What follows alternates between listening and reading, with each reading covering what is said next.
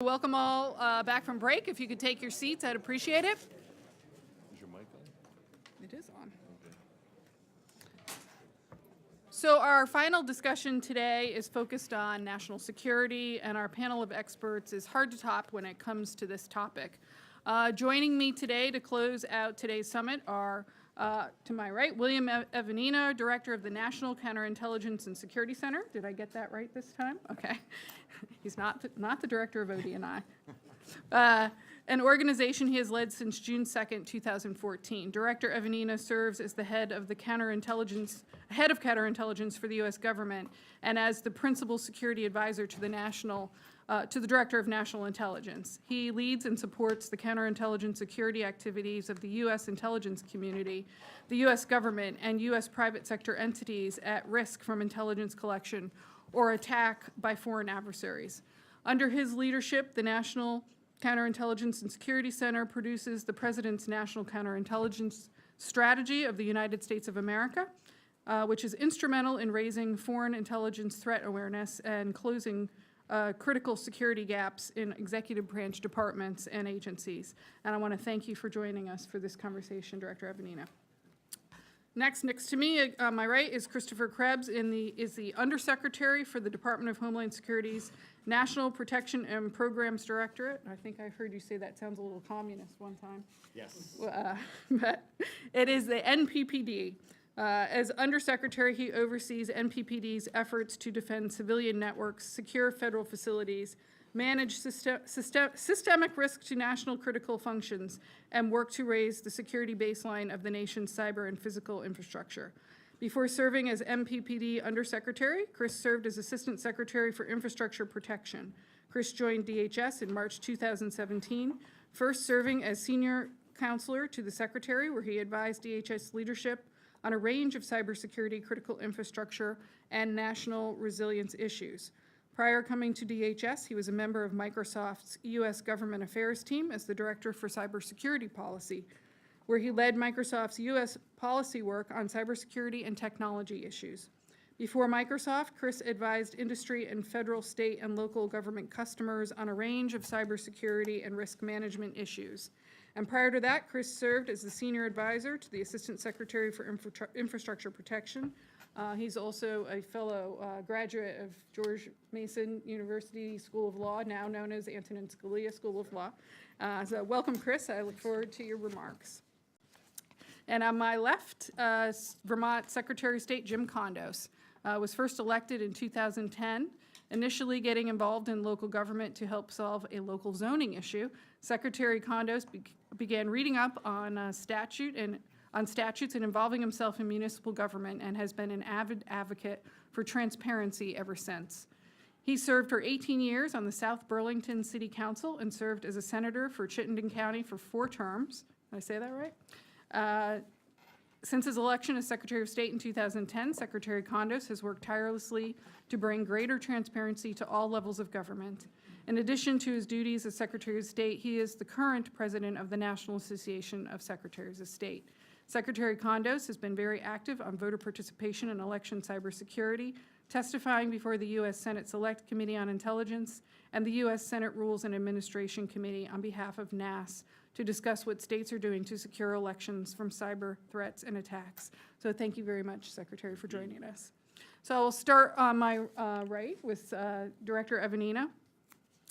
There are a lot of federal agencies involved in national security, and each plays a unique role. Your agency is not always on the front page of election security news. Could you tell us, please, what role your agency plays in helping the federal government and states to secure elections? Thanks, Christy. Appreciate that. And thanks for the opportunity to be here with the esteemed panel. I think it's a good thing we're not on the front page every day with election security. My good friend Chris owns that. But I think your point is valid. When we look at the auspices of what the election process means to us as a democratic republic with electoral systems and democracy, it's a call to arms, I would say, with respect to everyone having to play in the space. Specifically with NCSC, under the auspices of the Director of National Intelligence, our job primarily is to provide real-time threat and warning to the folks who have to implement these processes, primarily the FBI and DHS, what is the most efficient and effective manner we could take real-time threat information from around the globe, wash it through the washing machine, which is called the intelligence community, and get it to DHS. So DHS could effort it and get it down to the state and locals and the folks who actually work every day with the election processes. We are building an apparatus that we have not had before, and we're taking a day-by-day approach with the aggression and the excitement that we have to do with the midterms and moving forward. And we have a lot to learn from with respect to the 2016 election. So under the guise of the intelligence community, NCSC's role is primarily to garner all the support and the intelligence that we can provide Chris, his team, and the NSC and Congress, and anybody who is a policymaker or decision maker at any level, what the real-time threat information is so that we can implement it on the ground floor. Thank you. And I'll go right to you, Chris. The designation of elections as part of the nation's critical infrastructure after the 2016 election was established to provide new resources to assist the states and to improve communications, both among federal agencies and between the federal government and the states. How has this designation had its intended effect, and what do you see as the most tangible impacts of this work thus far? So I wasn't around in January of 2017 when the designation was made. And when we talk about improving communications, I got to admit, in the early days of this administration, there was communication going on between DHS and the states. I wouldn't say it was good communication. My metrics of success were pieces of mail. And I got a number of love letters, and the Secretary Kelly at the time got a number of love letters, or hate mail, however you want to describe it, frankly describing the way that the process had rolled out. The communication was not a key element of the initial rollout. And really, when I look at where we are right now, the single most important factor that has been established between DHS alongside EAC and the intelligence community with our state and local partners is trust. That's the key word here. That's what we've been able to develop with our partners. And it's important to kind of work through why that's significant, because back in 2016, when the phone calls were made saying, hey, look, we're seeing something, there's something going on in your network, I need you to take action. By the way, you have no idea who I am, you've never heard of NPPD, you've never heard of who the leadership was at the time, but I need you to take this action.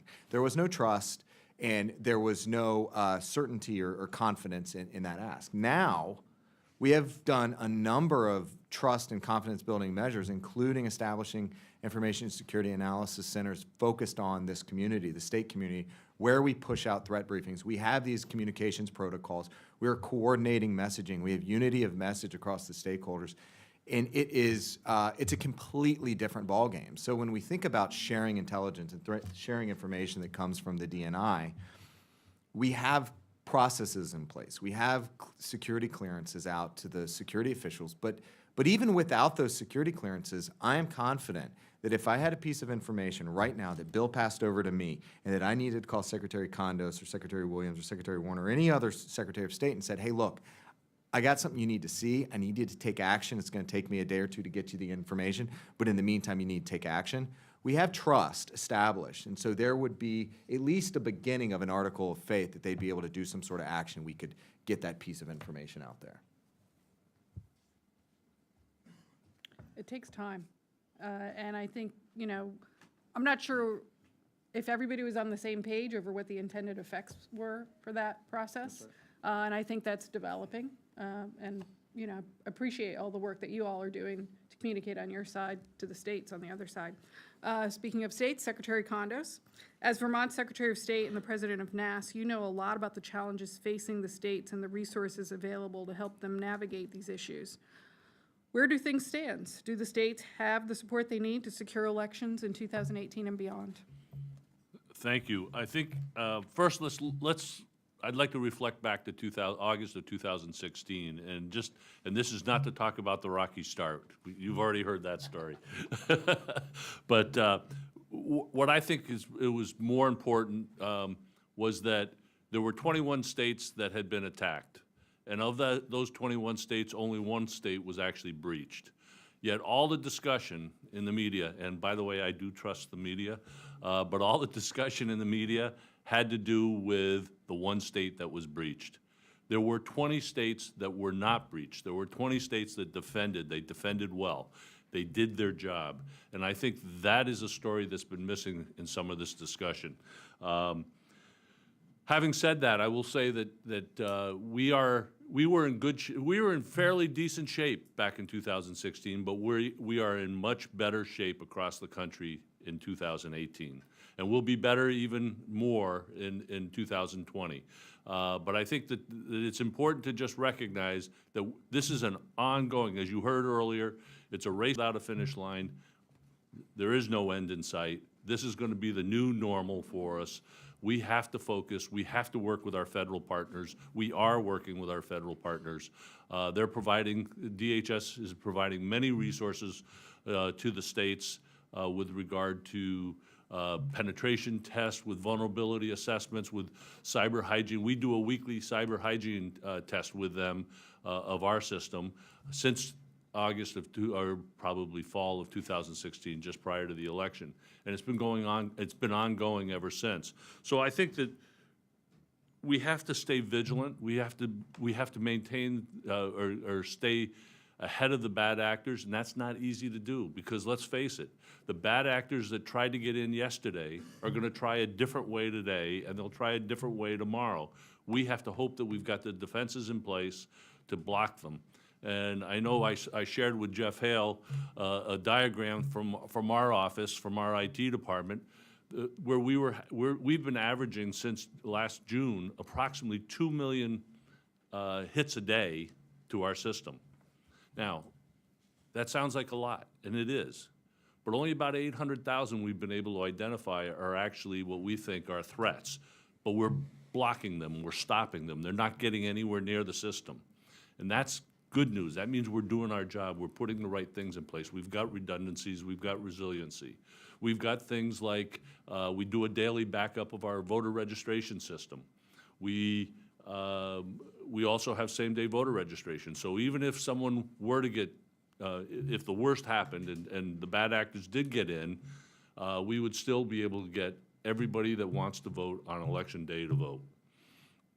So that's the good thing I think that we've been doing. But from my personal opinion, not NASA's, my personal opinion as Vermont Secretary of State, what we really do need is ongoing sustainable funding to the resources to do the job that we have to do in this new world that we're in. It's nice to get the money, you know, it was $3.9 billion that was approved. Only $3.6 billion was actually appropriated from 2002 HAVA. That was hanging Chad money. Now we're talking about, you know, this $380 million that was passed recently was actually the remaining portion of that money, but they changed a few things to allow for cybersecurity use, and I think that that's been good. And then, but going forward, we can't. The states will have a difficult time meeting this challenge if we have to depend on once every 10 or 15 years getting a lump sum. We need sustainable ongoing funding. It could be once a year or once every 2 years. That's up to Congress to decide, but I think we do need to have some kind of sustainable funding going forward. My last comment before I turn it back to you is the EAC. And the EAC, to me, is an organization that needs to be fully resourced. And that means it needs a full complement of commissioners. It needs full staffing and resources to do the job that they've been assigned to do.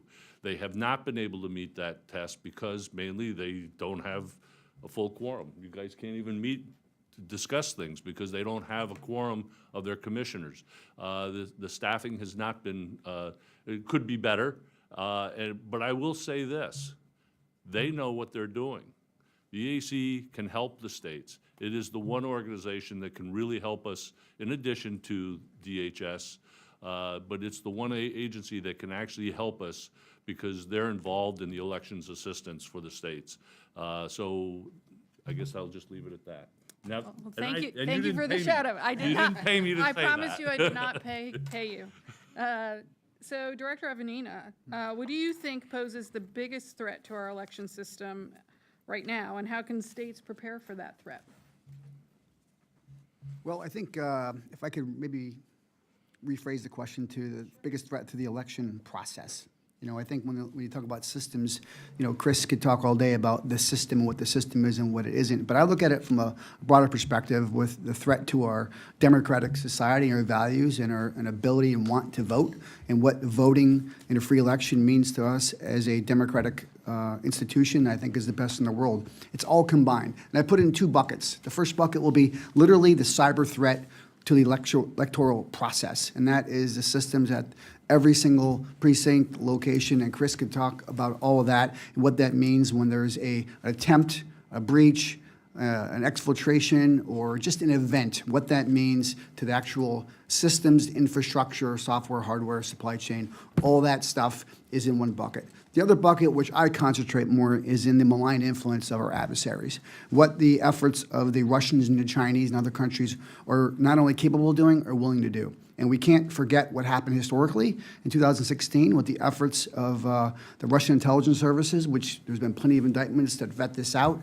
what the GRU did with respect to not only manipulating Facebook and other social media enclaves to attack and influence our hearts and minds as voters and what that means. So I think when it comes to the threat, it's a combination of actual physical cyber threat, but also the malign influence that not only our adversaries, but others who aren't state-sponsored, like WikiLeaks and hacktivists out there, that now see a playbook that was available to the Russians in 2016 and is possibly still available now. And how do we combat that as a country, as a whole society prospect? How do we push back and understand truth in social media and in the media and what that means and doesn't mean? And can we think objectively as we move forward with an electoral process and be able to vet through fact and fiction and understand who is providing that message? And it can be a foreign country that's trying to influence a voter or a group of voters or a state. And what does that mean? There's no secret, and I think the president and the DNI have been very clear about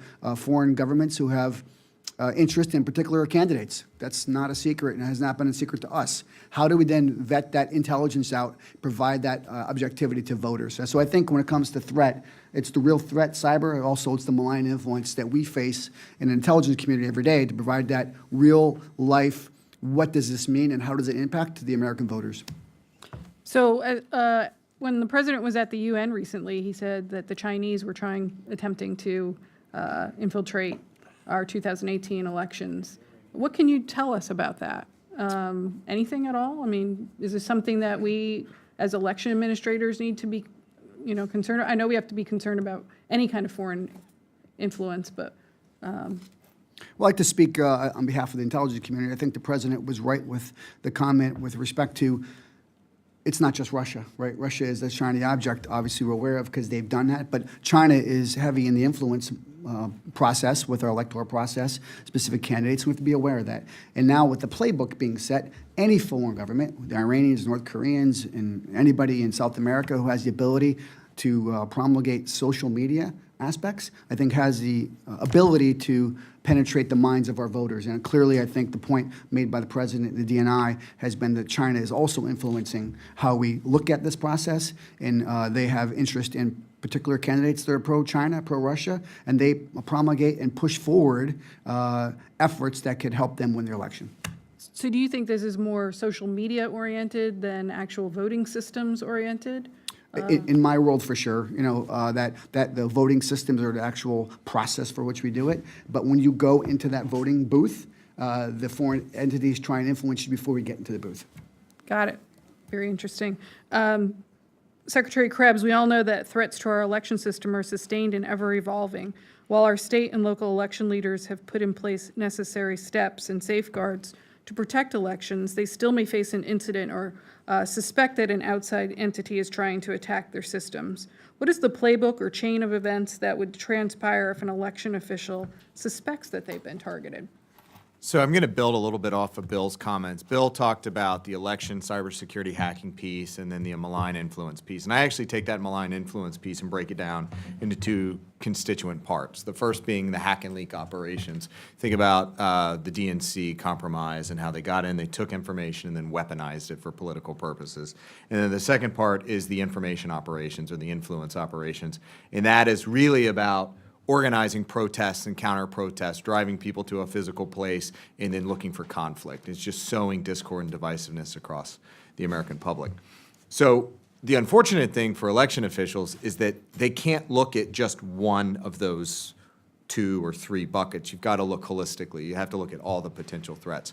Because even if there is not an actual compromise of a machine or a voter registration database, things can still happen. You can have technical glitches all the time. Or you could have somebody that pops up on a social media platform and say, I was able to get into that one. Now, whether they were or not, it doesn't matter. It's introducing doubt, undermining confidence in the voter. So when I think about what that playbook looks like, number 1 is crisis communication. It's being on top of the issue and communicating quickly and clearly and with authority to the public. And we've seen that, and if you know, we've said this before, if I've learned anything over the last year, it's that secretaries of state, that election directors are just natural risk managers. They deal with technical glitches every year. They deal with robocalls that are just one way or the other messed up in how they deliver. They deal with DMV and Board of Elections disconnects, and so things don't come over. So we have really well-tested crisis communications plans, but now we're adding additional complexity to it. It's if you spot something on social media, how do you identify that? How do you get to the root cause, and how do you communicate that out? So we're doing a number of things. We had the tabletop the vote exercise in August. We had 44 states in the District of Columbia. Not all the states could make it because it overlapped with a primary. So, but that was really that drill that puts us through the paces of, okay, here's what's going to happen over the course of the next month. The thing that I think we really are working to reinforce with the election community, and this is kind of, again, building off Bill's comments, is when you think about the whole pie of information available on any given incident or any given event, the intelligence community only sees a slice of it.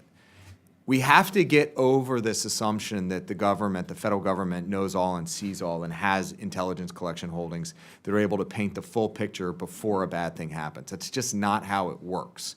They have a piece of the pie. The more information that we can get from the election community, no single piece of information, no anomaly is too small. We really encourage folks, if you see something, say something. I mean, it applies to cybersecurity too.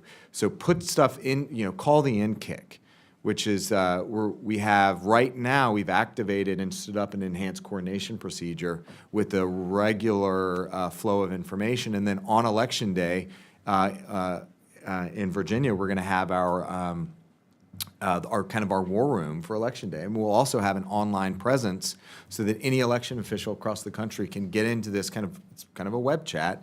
And if you see something, put it into the community. And it's not just so the DHS sees it, it's so that peers and counterparts can see it, and you can start putting together the big mosaic of what's really going on out there. So election administrators know what the NKIC is, but a lot of our online listeners great, probably don't know. Great point, and that we're is... full of acronyms. So if somebody has a flag, throw it on me. I try to operate in acronym-free zones. But it's the National Cybersecurity and Communications Integration Center, and that is the DHS Critical Infrastructure Cybersecurity Operations Center, and it works both for the federal government but also for our critical infrastructure partners. Great, thank you.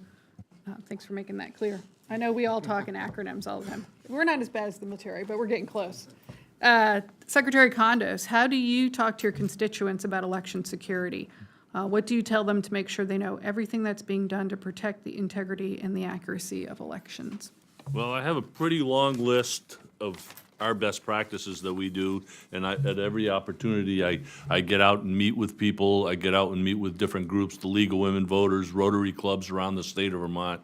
And frankly, I just keep drilling down. These are the things that we are doing. But I think for us, it starts really with paper ballots. And, I am a big believer in paper ballots, not paper trail, paper ballots themselves. I think my colleague from Colorado mentioned the same thing. Paper ballots, we've always had paper ballots in Vermont. We memorialized it in statute in I think it was around 2002 or 3. Happened to be on the committee in the state senate that moved that. And then in 2006 or 2005, we passed election audits, post-election audits. And in 2006, we've started doing our audits. We've done them every 2 years ever since, and we've never found a discrepancy yet. We changed it and strengthened it in 2012, and we have what we consider it to be a strong 97% confidence level, and not the risk-limited audits are good. And generally, the risk-limited audit works off of about a 90% plus. So we think we're in the same ballpark with the audit that we do. And I think that was one of the things that came up, that there are more than one way to do an audit. Then we have the other things that we do. And as I said previously, we do a daily backup of our voter registration system. We've added two-factor authentication for anybody getting into the system, including my own staff, that gets to get into the management system. So with a daily backup, we can go back 24 hours and reset our voter registration database. We would only lose a small amount of actual registrations. And the good news, as I said earlier, we have same-day voter registration. We also have automatic voter registration in Vermont. We were the second state to actually implement it. I think we were the fourth to actually pass it by legislative passage. But automatic voter registration helps us keep a more accurate voter registration database as well. Combating misinformation. I don't think there's any good answer to that. We are constantly looking through Facebook and Twitter to see what people are saying, but we don't have anybody dedicated to that, so it's just what we pick up on our own, or if someone contacts us and said, hey, I saw this, and we'll get on and refute whatever it is. We'll set the record straight. We also let people know that none of our vote tabulators, and we use scanners, Optus scanners, so none of our tabulators are connected to the internet by either hardwire, Wi-Fi, or remote access software. And as I said, we have the paper ballots, which we seal and store for 22 months. In fact, we had one group that just did their own little test and picked a town of about 5,000 people and went to that town just after the 22 months were up, opened up those bags as the clerk was getting ready to destroy the ballots, and did their own count on a specific race that they were looking at. That race, they had one ballot change. So in a town of 5,000, one ballot, the vote total, in their view, changed by one. Interestingly, we do several recounts a year, and those also help us to identify if there's any potential issues. So, between that and our post-election audit, we feel pretty confident. It is hard to get the good information out there. The media sometimes, this is not blaming or pointing fingers, but the media is really the only way we can make sure that we can get a broad stroke out there. And depending on what the news of the day is, your story might not be the one that they want. And I understand that. I've certainly been around the media for years. But we have to partner with our media. We have to ask them to help us get certain messages out. Again, I talk to Rotary clubs throughout the state on a regular basis. I talk to schools. I talk to League of Women Voters. I talk to any group that wants me to come speak. It's just, I believe in transparency. I believe in openness, and that really is the basis of what I do. The last thing we did was last spring we held if you want to call it a Cybersecurity Summit. We called it Defending Our Democracy. Our DHS partners were there. The FBI was there. Our local election folks were there. NAS was there. So we had a good cross-section of folks, and it was a 2-hour special. It was a two-hour presentation that we did for the media specifically, for our legislators specifically, for the public. We invited everyone to come to this event, and I think it was pretty well received. So I think I'll let it go back to you now. Okay. Director Evanina, we had a conversation a couple months ago, actually. I think we were talking about the propaganda issue, and I think you mentioned all that anyone would need to do is to hack one machine, but really, I think we discussed, they don't even have to hack one machine to affect voter confidence. How do we combat that? How do we deal with voter confidence in the propaganda issue? Well, I think it's a complicated issue, and I think, but it starts with what I call, partnerships, dialogue, and lexicon. And I think we have done, in terms of the federal government, a very proactive and energetic job the last year or so, driving partnerships in very productive manners where we have tabletops. We bring in the intelligence community to advise and inform DHS of how that process works. Where do we get the intelligence from? How do we vector it into DHS? At the same time, we allow DHS to provide to the intelligence community what they need to operate to do their business, which really opened the eyes to the intelligence community to provide a change. We sent out collection requirements around the globe to be able to identify threats and warning to our election cycle, as well as a product to every state and local official to say, hey, here's what we're looking for. Partnering with DHS, the FBI. Yesterday, again, we brought the vendors in, partnering with DHS to talk about on a classified venue, what are the threats? What do we see up to date? What does it look like? And then so we have the vendors can communicate and have dialogue with the FBI, DHS, NSA, ODNI, all in the same room, understanding the partnerships, the dialogue, and what is the common lexicon?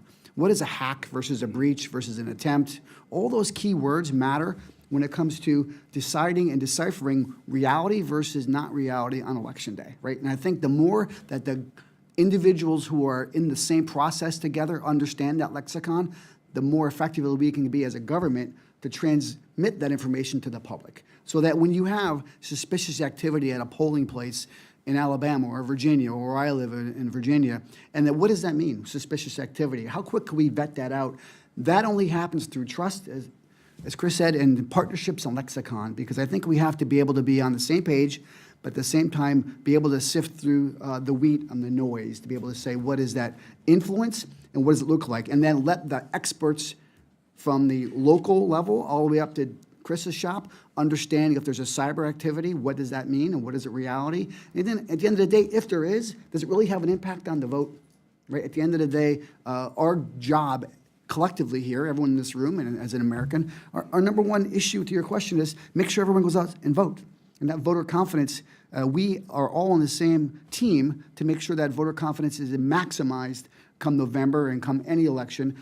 Our ultimate goal as a democratic society is to execute what we are given, which is our right to vote. And I think we have to do everything we can to instill that trust and viability, not only in the systems, but the importance it is to vote as an American to combat the malign influence we face from foreign adversaries. You mentioned a number of federal intelligence agencies. How do you all communicate? How does that all work? I mean, the FBI is finding information, ODNI is, DHS is. How does that work? It's a great question. So what the DNI has done, he's identified a crisis manager for elections within the ODNI, and that individual coordinates all of the IC agencies plus DHS weekly to bring together as much desperate information, threat information, and what's going on at the FBI, DHS, NSA, CIA, all the organizations provide a common operating picture of the threat that we see every day manifested or we don't see, and to be able to provide that information to Chris and to the FBI to facilitate their investigations, but to have one voice, one vision through that crisis manager, the ODNI, that everyone can funnel their information through on a weekly basis and then get it to Chris, who can then get it to the everyday key components of the electoral process.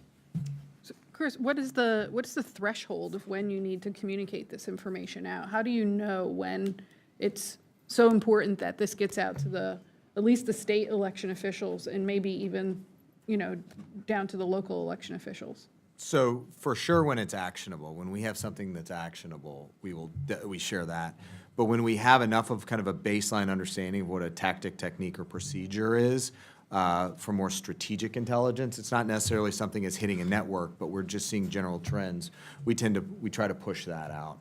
But to kind of step back a little bit and building on what Bill said earlier, when I break out the election cybersecurity piece and then the information operations piece, they have two fundamentally different solution sets. So on the engineering side, or on the technical cybersecurity side, fundamentally, it's an engineering problem. It's a technical problem with systems, equipment, people, training, things like that. It's just eminently solvable with the right amount of people, resources, technology. We can get there. On the other side, with the information operations side, it's much more human nature and it's much more psychosocial, and that brings in a completely different set of solutions. And so in part, it's about awareness building and resilience building. Now, when you go back and you look at the intelligence community assessment of 2017, January 2017, it really kind of, the way I read it, it breaks down into two different information operations styles. One is a dynamic repopulating, rebuilding style across social media platforms, Twitter handles, Facebook pages, things like that. They pop up, they drive content, they get brought down. And then on the other side, we have a static footprint, and that is state-sponsored media. On the one hand, we have to increase awareness and train users just like we train people with phishing emails. Hover on the link before you click. Same thing goes with social media. Who is this handle or this Twitter, are they anonymous? What's the activity? Are they amplifying certain messages? Need to really raise the critical thinking of social media users. But then on the other side, with the static, it's a state-sponsored media, for instance, we talk a good bit in the ICA about Sputnik and RT. What they push is what the Kremlin wants them to push. We need to just call a spade and recognize that if you're getting presented something from state-sponsored media, why are they presenting it to me? What is the objective they're trying to accomplish? And do I need to click like, share, or retweet, or whatever? We've really got to get much more cynical and critical about the information that's being presented to us. And if I, as a citizen, think that if I'm being targeted, how do I deal with that? Who do I tell? How do I get that information up? So this is where the shared responsibility comes in play. It's between all levels of the government, but also the private sector. The social media companies have absolutely stepped up their game. It's really been a quite impressive movement across a number of the platforms. Report a tweet if you don't like it. They're building these functions. It's in Twitter, it's in Facebook. They have that capability to report it forward. It helps them tailor their algorithms and the things they're looking for. It is as much right now, just like cybersecurity is a shared responsibility, same thing goes with information operations. Is there a way for them to report that to law enforcement? Absolutely, yep. You all? FBI. And DHS will take that as well, but the FBI is leading the information operations public-facing piece, and they have, contact the local field office or call DC. Mm-hmm. So for all of you, with regard to the federal-state partnership to support election security efforts, what would you say has been the most impactful development, I would guess going back to 2016, since sort of none of us really, this wasn't even on our radar before 2016. And what is the biggest challenge that we're facing? I think I'll give it a stab and I'll build off my previous answer. I think the dialogue between every aspect of this process. And I think the partnerships that the intel community writ large has built with DHS in a different manner that we've always worked with DHS, and bringing the FBI into the fold with respect to broadening their aperture of more than just investigations, as well as partnering with you and your commission, as well as we brought in and partnered with DHS back in the springtime to bring in all the secretaries of state and election officials and provided them a one-day classified briefing. That drives more dialogue and conversation. And I'm going to point to something that happened that got some publicity but then went away. The indictment by the Department of Justice and FBI of IRA and the GRU.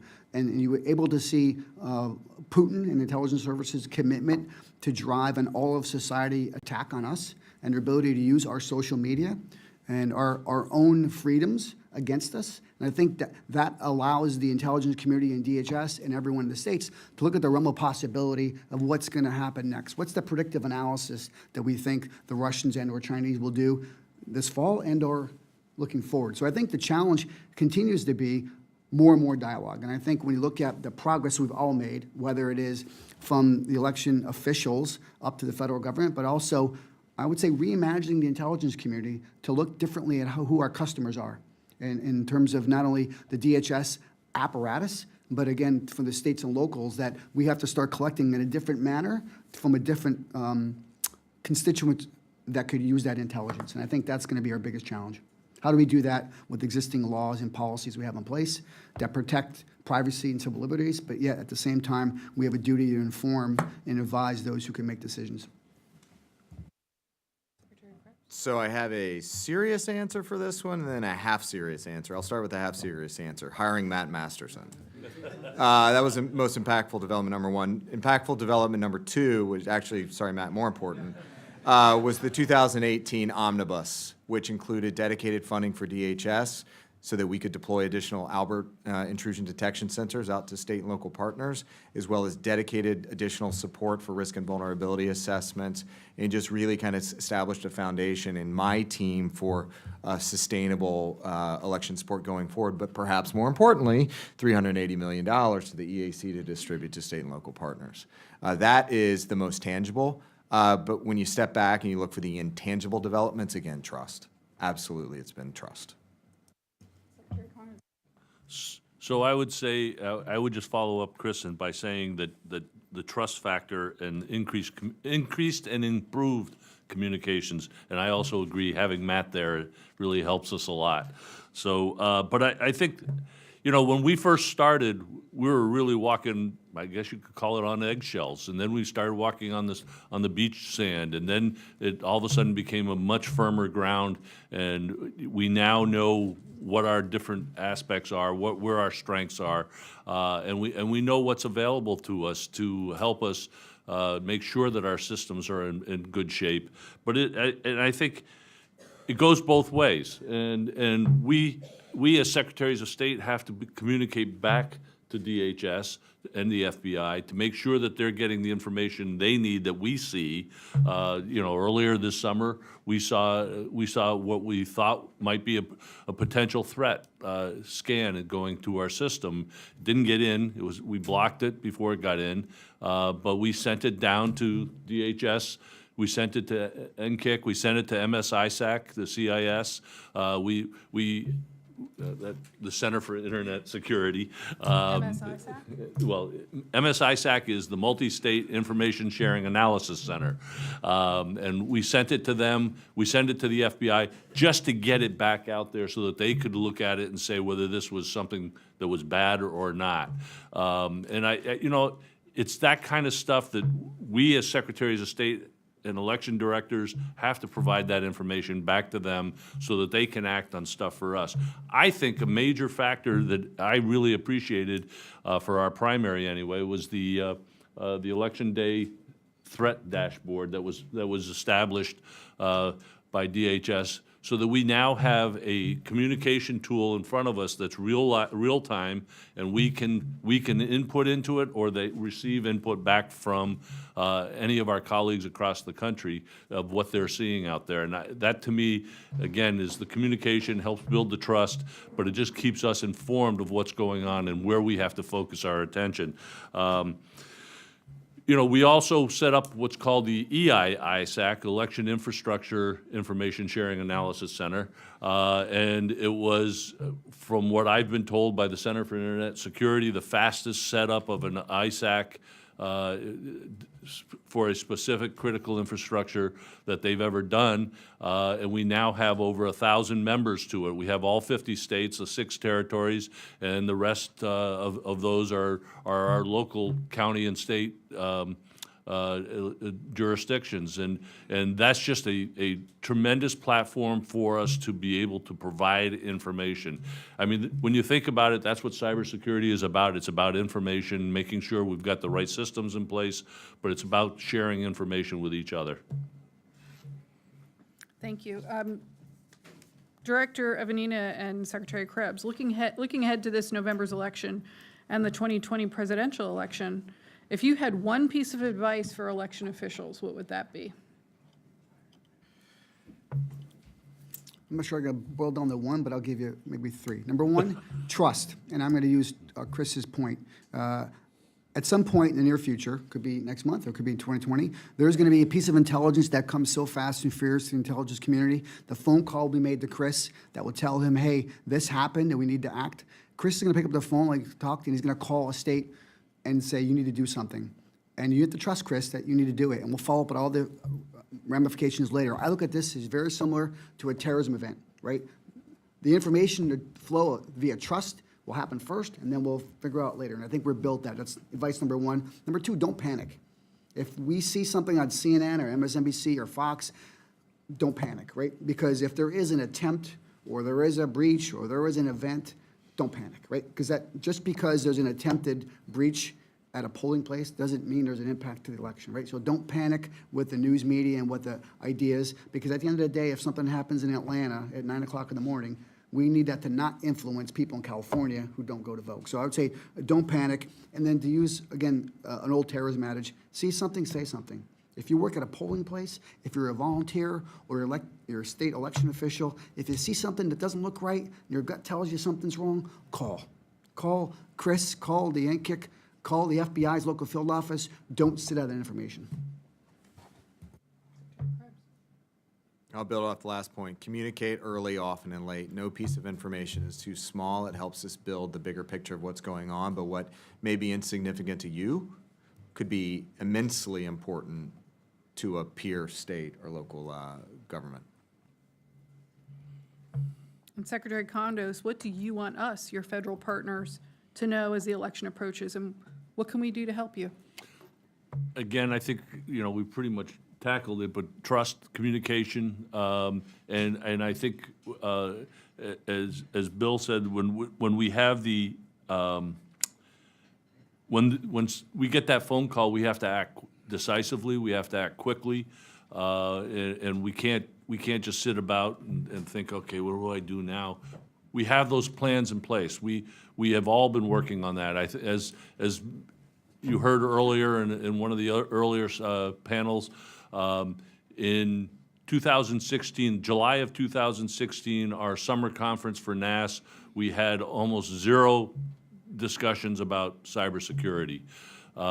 In February of 2018, 75% was about cybersecurity. In our summer meeting this past summer was about 75% again. Cybersecurity is now on our is our focus, and it's what keeps many of us as secretaries of state and local election officials up at night, making sure that we have the right systems in place. That's where we have the partnership between the EAC, DHS, FBI. Those partnerships are critical for us to defend our democracy, but to actually create a system that is actually considered an election system with integrity. And we just have to do our jobs. And I think we're all focused on that now. Thank you. Thank you to all of you. I want to open this up to questions from the audience now. We have somebody with a roving mic, Mark Listis. Again, the rules are speak into the microphone. Please tell us your name and your affiliation, and please ask a question. So, Mark, go ahead. Thanks. I'm Sam Garrett from the Congressional Research Service. I'm wondering, on both the state side and the DHS side, what are you seeing in terms of the state's abilities to make use of the additional resources that you're providing? So on the state side, you've spoken about funding, but do you feel like you have the technical expertise and the personnel that you need? And on the DHS side, do you feel like you have the elections expertise that you need to provide those services? Thanks. So we have to remember we have 50 states. And we all have, there's probably at least 50 different ways of doing business. My state has 625,000 people. We have about 480,000 registered voters. That's a city block in New York City. It's a different scale, but we all have our different situations. My IT manager happens to have come to us from the military. He was cybersecurity in the military, so he's got a good background.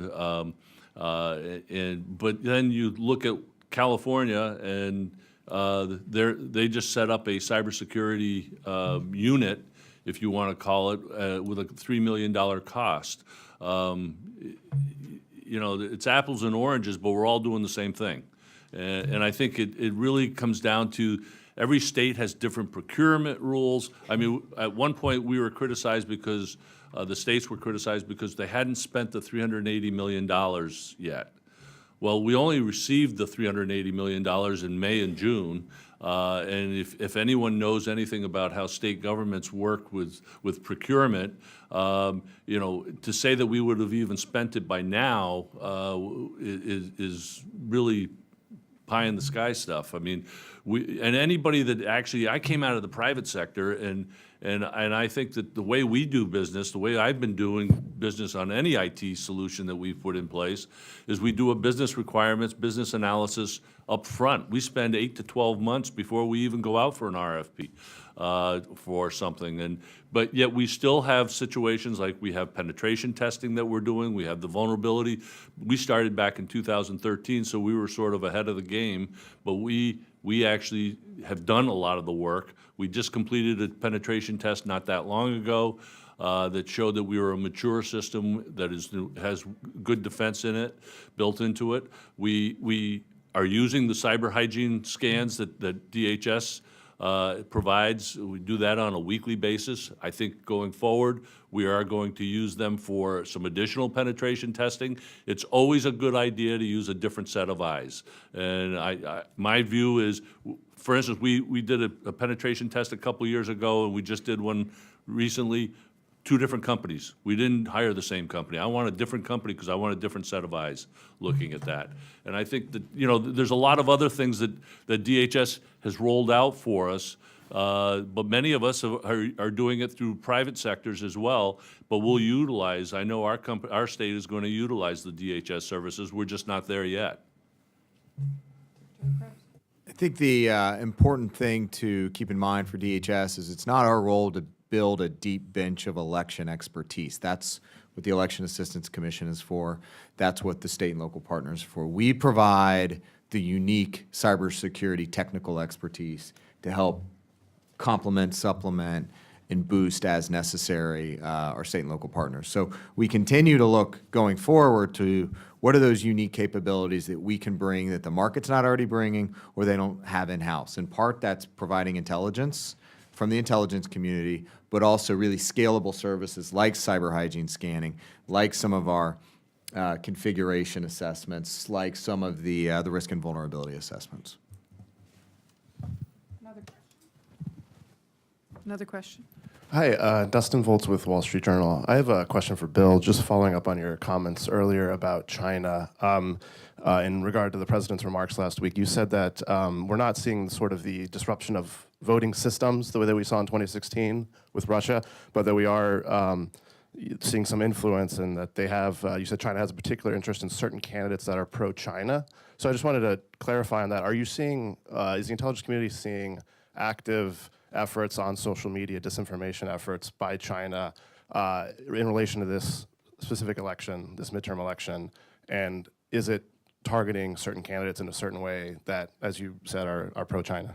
Thank you. Well, I think I'll just go back to the general comment that, you know, the influence operations by our adversaries, to include China, have been steady for years. This is nothing new. It's now come to the forefront where we actually get to talk about it a little bit more and see the impact that we have. It's obviously the Russia attempt and success. We look at what they did from a social media perspective, 2016, is a shiny object, but we are trying to promulgate that. We also see that influence attempt from China. Now, with respect to actionable affirmative efforts to impact a voting machine or electoral system or critical infrastructure, we haven't seen that yet, nor have we actually seen intelligence that promulgates the will to do that. But as the DNI pointed out, it could just take one day, one effort, one thing. So I think we just want to make sure that we just don't all focus on Russia, that China plays a part here, and they have an influence operation, and they bankroll a lot of English-speaking media activity here in the U.S. that gets to the minds and hearts of people and potential voters. So it's part of the process, and we want to just make sure we amplify that. Let me build on that. So while we haven't seen anything at the level of 16 or even near the level of 16, we don't need that. We're planning to a baseline of 2016 activity and then some. This is part of that, like, skating to where the puck is. Yes, they demonstrated a capability and intent, the Russians in particular, in 2016, But if we know anything about Russia, is they're getting better. They always get better. So we have to plan as if they're getting better. So when I engage and provide resources to state and local partners, we're not looking as if it's Russia, China, Iran, North Korea, or whatever. We're almost threat actor agnostic. We're looking at the systems, the risk inherent in the systems, and building the baseline of security across the ecosystem up. Get one of the secretaries up here. Thank you. I'm Mac Warner, West Virginia Secretary of State. And wow, what a powerful panel. You guys really have done a wonderful job. And I think this is a manifestation of the communications that we started with. Now, that being said, I'm going to rip a scab off, okay, and go back. And there is a question in here, and I'm going to be asking Bill to predict where we're going. But to lay the foundation, you all, from the federal government perspective, knew something was going on back when Jim just said we were meeting as Secretaries of State in 2016 summer.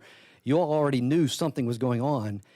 And then come January of 2017, you designated critical infrastructure over top of our objection and questions and so forth. The federal government came in, weighed in, and said it's going to happen. Okay, so you all knew something, but it wasn't being shared. We have much better communication going on. That's what now is communication, and that is right now. You've got four players. You've got the people, you've got the states, you've got the federal government, and you have the capital markets represented by Facebook, Google, Twitter, and so forth. Okay. California went ahead for the people as a state and passed a privacy law and said, we're going to dictate companies, the capital markets, playing inside of California, and you're going to have to abide by our rules. Those obviously don't want 50 different states passing those rules, and so now the federal government has come in and suing California. My question is predict the future. Where is this going? Does the federal government know something and is going to come in and say, dictate that? Or are they going to wait and hear from the people? Or are they going to listen to the capital markets? Thank you. So I Take think a stab, he either was one of looking you. at you, Bill. But I'll take a stab. Look, I'm just in general in favor of smarter legislation, not more legislation. So when we think about the long term of where this is going, we've been working, the Congress has been working, and the policymakers and the policy thinkers have been working on just basic data breach legislation at a federal level for over a decade. Now that we get into data protection, data privacy, that's going to add that complexity to the conversation.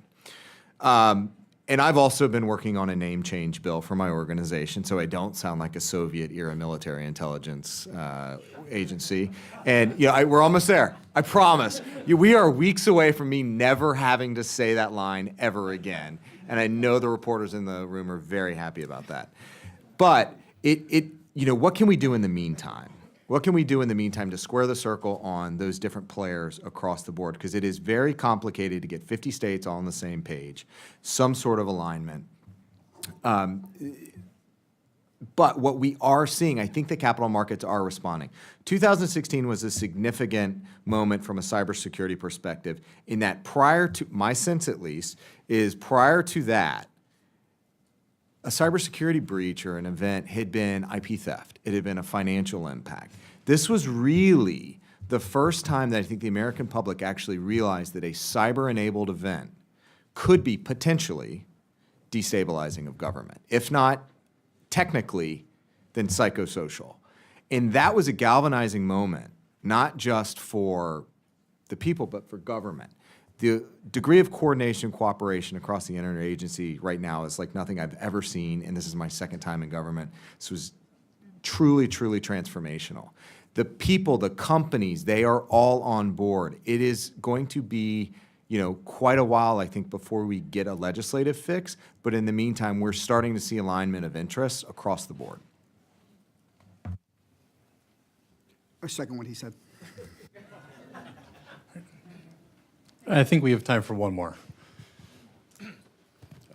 Paul Lux, the Supervisor of Elections from Okaloosa County. My question is, so if you Google Florida and cybersecurity, you're going to see the battle that ensued in Florida from about May until, well, probably still ongoing mostly.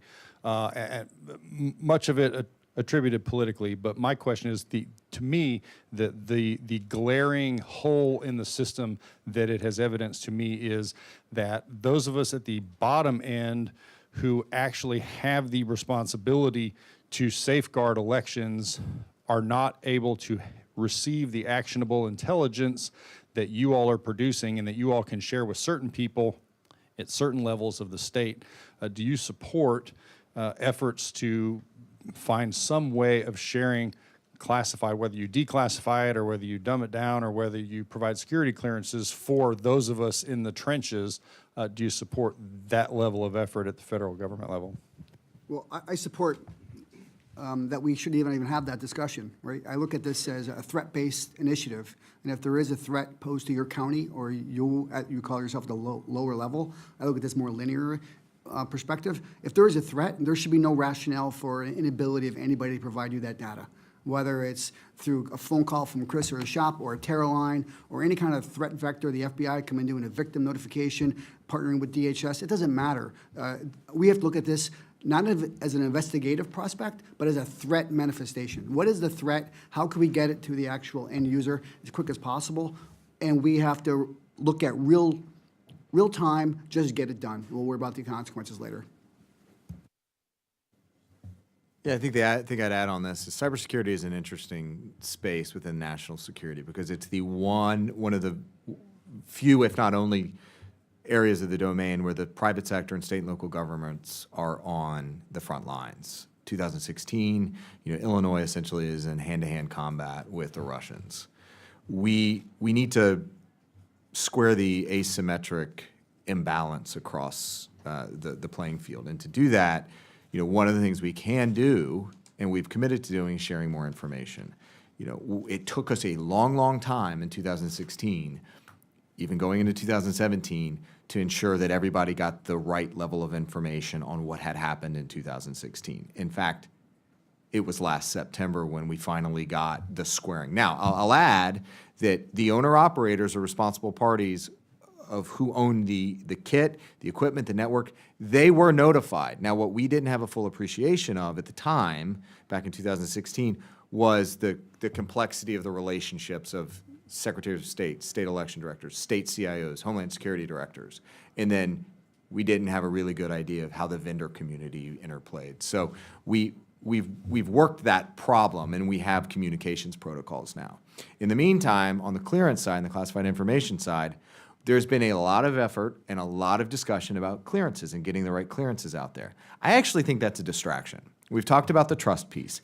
In the meantime, if I have to get a piece of information that Bill gives to me or someone else in the intelligence community gives to me, I'm going to get it there one way or the other. There's a duty to warn, for one. We can do one-time read-ins. We can do rapid declassifications.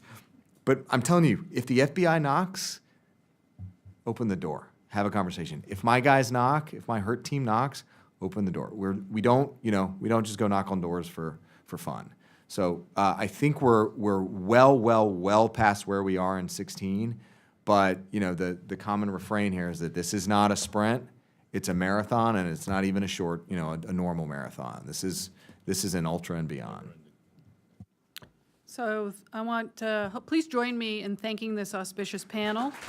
We appreciate this information. I want to invite up Chairman Hicks to close us out until this afternoon when we'll be visiting with the voting system vendors across the hall. Thank you. Another hand for the panel. Oh, there we go. Another hand for the panel. Great.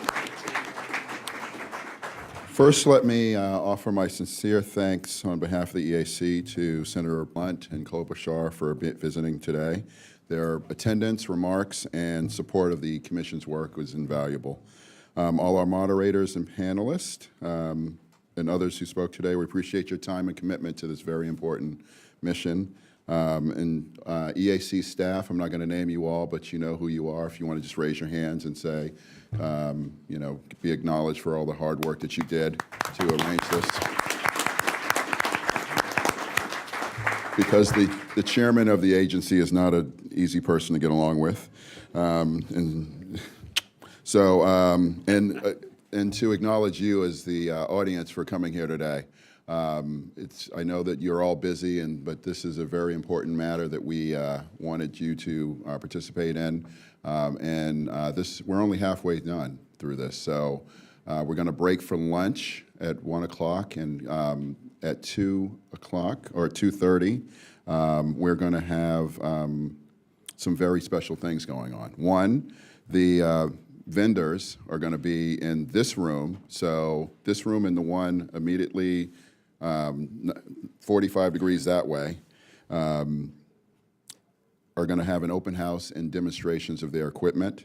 And then for those of you who have asked questions about these various things, the EAC is putting on demonstrations, one on risk-limiting audits and other post-election audits, and EAC trainings and exercises, which will be in 208 and 209, and the testing and certification overview. So I ask that you all come back and at 2:30 to participate in that. And again, I asked the president to give you a warning at 2:20 to let you know to come back here. So that will be that. And the other thing that I would like to talk about is I invite you all to look at our website to learn more ways to help election officials administer, secure, and have accessible elections. Right now, the commission is in the midst of a year-long campaign, #Countdown18, our online campaign to promote resources for election officials and voters ahead of next month's election. We ask that you provide us feedback, either to myself, positively, or negatively, to Vice Chair McCormick, or wasn't meant to be said like that, or EAC staff, if you have ideas to help us do our mission better, because we're always looking for ways to do our jobs a little bit better. We're going to break until 2:30. This room is going to be flipped, so I ask that you don't lollygaggle, just go and come back at 2:30. And lastly, we are extending the deadline for the Clery Awards. You've heard a lot of great innovations and ideas today. We had Friday set as the deadline for that. We're going to extend it out to after the election and possibly to November 30th. But for those who have already submitted things, yours will be placed at the top of the list of being looked at. So with that, I want to say thank you again, and I will see you at 2:30.